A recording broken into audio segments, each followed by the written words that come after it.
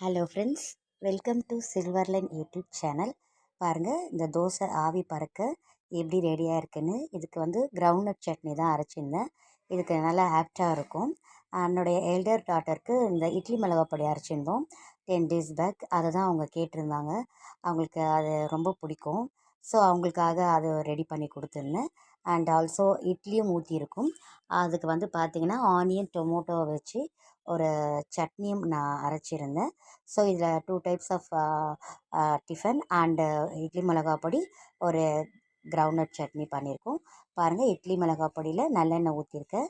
நல்லெண்ணெய் ஊற்றினா ரொம்ப டேஸ்ட் சூப்பராக இருக்கும். தோசையிலையும் நல்லெண்ணெய் தான் ஊற்றும். கார சட்னி பாருங்கள். அதுக்கப்புறம் இது ஆப்போசிட் ஹவுஸில் ஒரு குட்டி பாப்பாவுக்கு பர்த்டே. அந்த குழந்தைக்கு ஒரு 7 years இருக்கும்.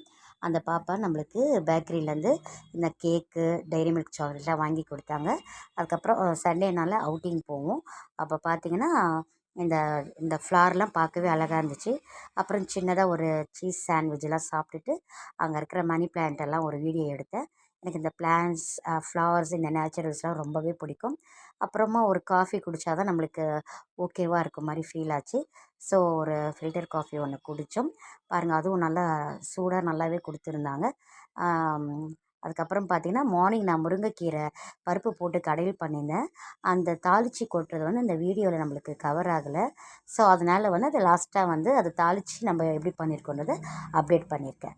தேங்க்யூ.